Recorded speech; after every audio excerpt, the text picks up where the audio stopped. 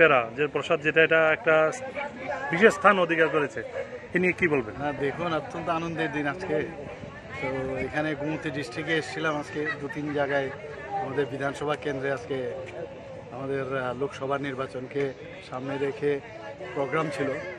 তো আপনারা সবাই জানেন যে ইত্য বছরে আমাদের যে মাতাবাড়ির পেরা, আমরা সবসময় যাকে নিয়ে আমরা গর্ববোধ করতাম।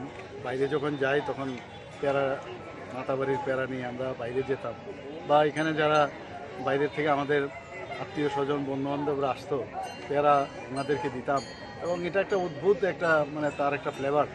তো সেটাকে এতদিন বাদে জিআই ট্যাগের সম্মান পাওয়া গেল, সত্যি এর জন্য আমি আনন্দিত।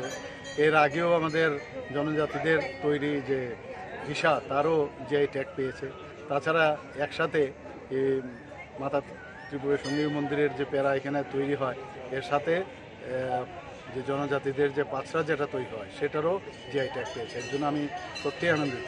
আজকে মার কাছে প্রার্থনা করলাম এইভাবেই যেন আমাদের মানে ত্রিপুরার যে ভোকাল ফর লোকাল, যে আমাদের মাননীয় প্রধানমন্ত্রীজি বলেন, সেটা কিন্তু আস্তে আস্তে সমৃদ্ধির দিকে যাচ্ছে এবং এইভাবেই ত্রিপুরা সামনের দিকে এগিয়ে যাবে।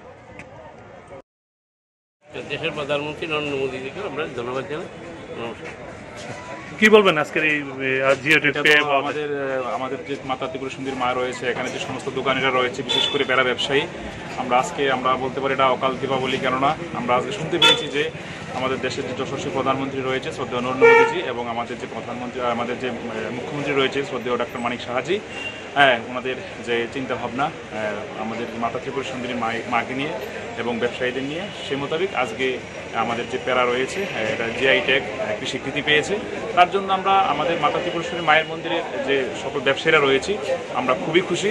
আমরা ধন্যবাদ জানাবো আবারও আমাদের দেশের যে যশস্বী প্রধানমন্ত্রী রয়েছে নরেন্দ্র মোদীজি, এবং আমাদের রাজ্যের যে সম্মানিত মুখ্যমন্ত্রী রয়েছেন শ্রদ্ধেয় ডক্টর মানিক সাহাজি, এবং আমি আরও সম্মান জানাবো আমাদের এখানে স্থানীয় যে বিধায়ক রয়েছে শ্রদ্ধেয় অভিষেক দেববর্মা মহাশয়কে।